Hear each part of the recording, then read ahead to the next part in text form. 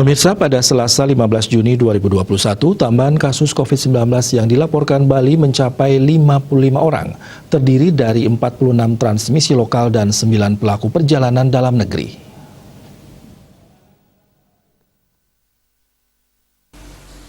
Dilihat dari data Satgas Penanganan COVID-19 Bali, kumulatif warga terinfeksi COVID-19 di Bali sudah mencapai 47.857 orang.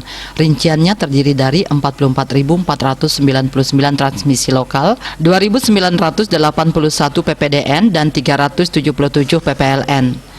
Tambahan kasus ada di 8 kabupaten kota karena Karangasem nihil catatkan kasus baru.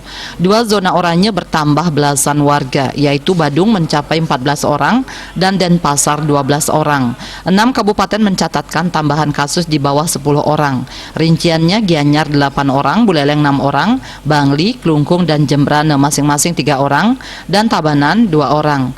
Terdapat pula 4 warga kabupaten lain terkonfirmasi. Pasien sembuh bertambah 30 orang sehingga totalnya mencapai 45.913 orang. Sebaran ada di 8 kabupaten kota karena Karangasem nihil tambahan pasien sembuh. Secara berurutan penambahan pasien sembuh adalah Badung 9 orang, Gianyar 6 orang, Denpasar 4 orang, Klungkung 3 orang, Buleleng, Tabanan, dan Jembrane masing-masing 2 orang. 1 WNA juga dilaporkan sembuh pada hari ini. Korban jiwa bertambah 2 orang dari 2 kabupaten. Rinciannya Denpasar dan Karangasem masing-masing bertambah 1 orang.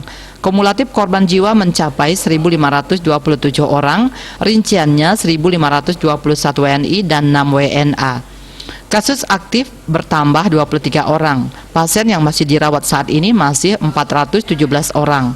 5 besar kasus aktif terbanyak adalah Badung 89 orang, Denpasar 88 orang, Gianyar 57 orang, Karangasem 39 orang, dan Buleleng 36 orang.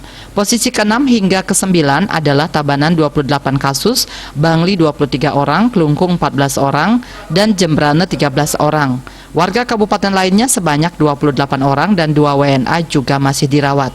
Dia Dewi, Bali Pos melaporkan.